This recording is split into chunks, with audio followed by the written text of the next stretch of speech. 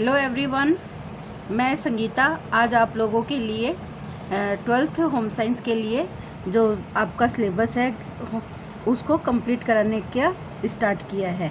तो आज मैं आप लोगों को फर्स्ट लेसन है आपका किशोर अवस्था में विकास, तो यहाँ से आपको स्टार्ट कर रही हूँ।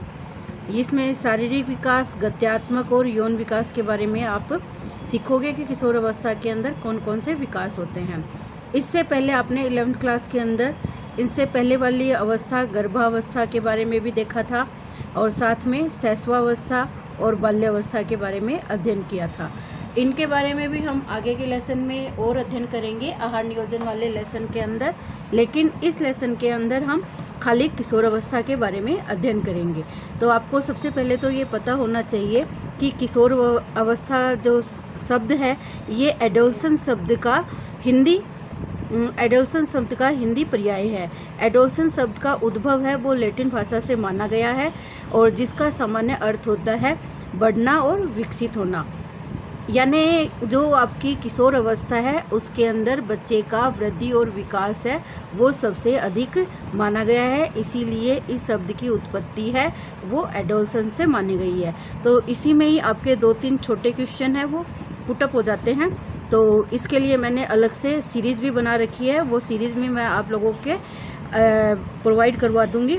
आगे हम देखते हैं कि बाल्यावस्था से प्रौढ़ावस्था के महत्वपूर्ण परिवर्तन जैसे शारीरिक, मानसिक एवं अल्प बौद्धिक परिवर्तन की अवस्था किशोर अवस्था मानी गई है।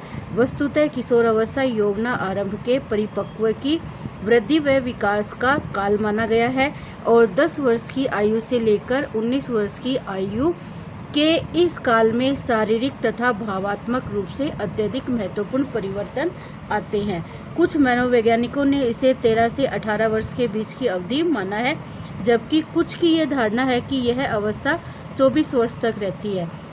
लेकिन जो हमारा सर्वमान्य कथन है वो ये है कि 12 वर्ष तक तो हमारी बाल्यावस्था रहती है और आगे जो 13 वर्ष स्टार्ट होता है 13 से 21 वर्ष है वो किशोर अवस्था कहा गया है। तो ये भी परिभाषा पूछी जाती है कि किशोर अवस्था कहाँ से कहाँ कितने वर्ष तक की अवस्था होती है। तो 13 से 21 वर्ष तक की होती है। यहाँ पर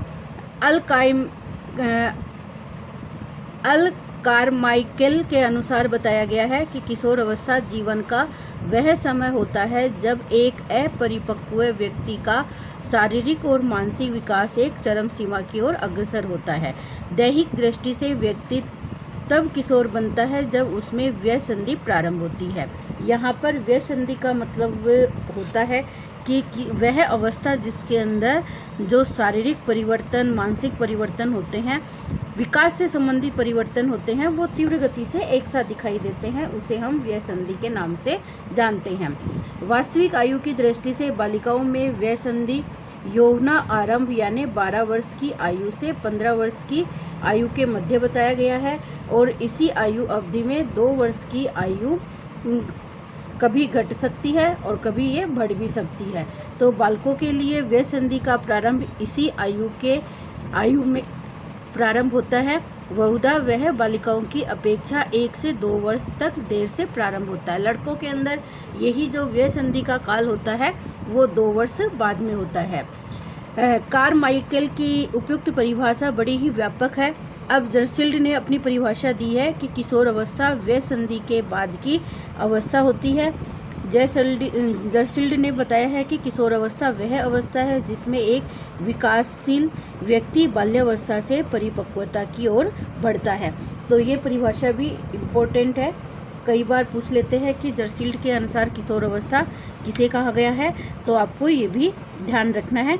और आप अपनी एक कॉपी में और इन परिभाषाओं को, क्वेश्चनों को जो मैं बता रही हूँ उनको साथ साथ में आप लिख लेना ताकि एग्ज़ाम के टाइम पे आप उन्हीं को ही देख सको। लेकिन किशोर अवस्था को निश्चित अवधि की सीमा में नहीं बांधा जा सकता है। यह अवधि तीव्र गति से होने वाले शारीरिक परिवर्तन, विशेषतः यौन विकास का प्रारंभ होकर प्रजनन परिपक्वता की अवधि होती है।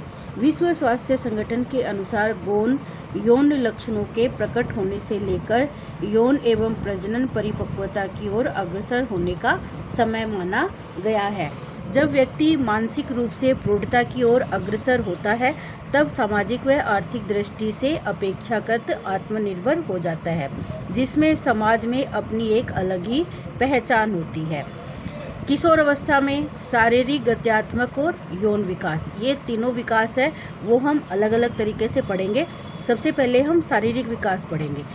ये किशोर अवस्था है, इसको हम दो अवस्थाओं के अंदर बांटते हैं, एक तो पूर्व किशोर अवस्था और दूसरा है उत्तर किशोर अवस्था। तो ये दोनों ही इम्पोर्टेंट है, दोनों पूछी भी जाती है।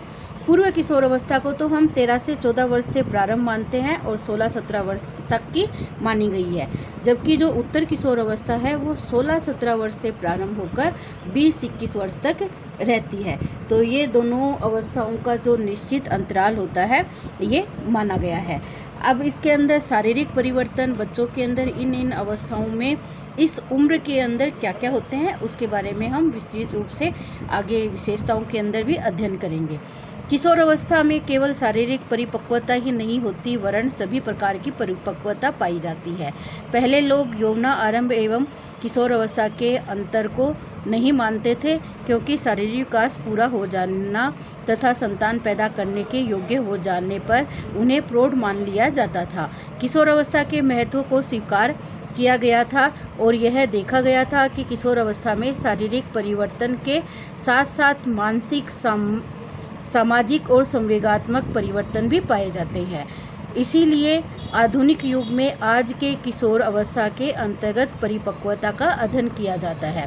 किशोर तथा किशोरियों के भीतर यौन संबंधी विशेषताओं व उनसे संबंधित मानसिक, संवेगात्मक व सामाजिक परिवर्तन इस अवस्था के मुख्य लक्षण माने गए हैं, लेकिन व्यक्तिगत विभिन्नताओं के कारण कुछ बालकों में ये लक्षण एकाध वर्ष के पहले या कुछ के भीतर कुछ समय बाद अभिव्यक्त होते हैं। किशोर अवस्था में पाए जाने वाले समायोजन क्षमताओं, सामाजिक संबंधों का स्वरूप पूर्व किशोर व उत्तर किशोरों में एक सा नहीं देखा गया है।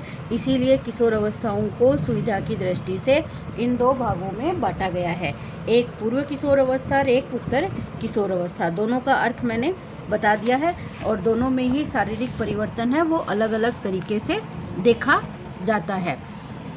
इसी तरह स्कूल में भी बालकों की स्थिति ऐसी हो जाती है कि वह नई जिम्मेदारियों का अनुभव करने लगते हैं तो उनमें पहले कभी नहीं ली थी। इसमें बालक को अधिक परिपक्व तरीके से व्यवहार करने को प्रोत्साहन मिलता है।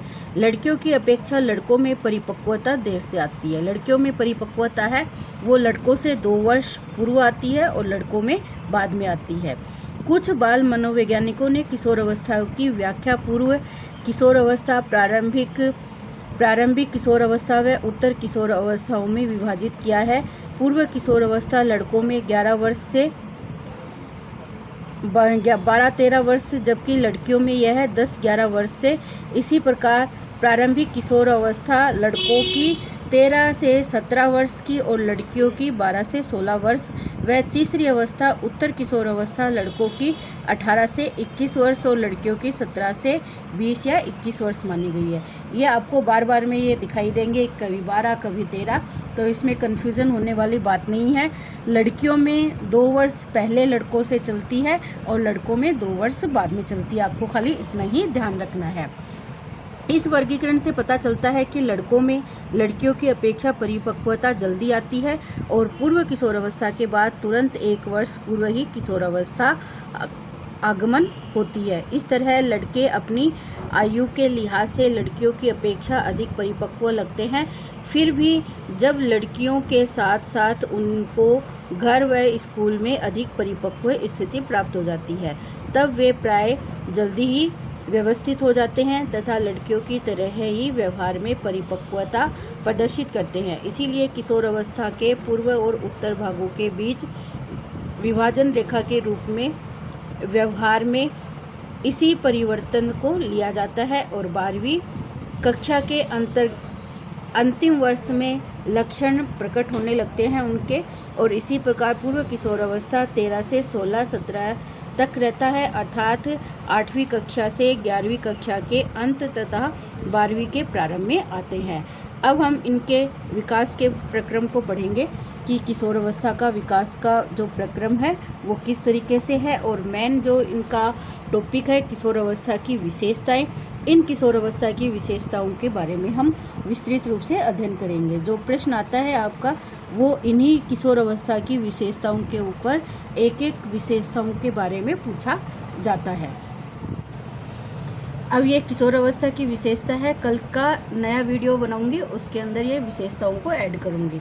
आज की वीडियो में इतना ही काफ़ी है। तो ओके बच्चों, इसको आप ध्यान से देखना और जितने क्वेश्चन मैंने आपको बताए हैं उनके ऊपर ध्यान देना, और साथ में अपनी नोटबुक में करते जाना ये क्वेश्चन, क्योंकि एग्ज़ाम में क्वेश्चन आते हैं वो आपके पीछे लेसन के पीछे दे रखे हैं, उनमें से नहीं पूछा जाता है कभी भी कि आप पीछे वाले क्वेश्चनों के ऊपर डिपेंड रहते हो। आपके अंदर से क्वेश्चन लिए जाते हैं, 50% क्वेश्चन है वो अंदर से ही होते हैं, तो इसलिए आपको पूरा लेसन है वो ध्यान से पढ़ना है।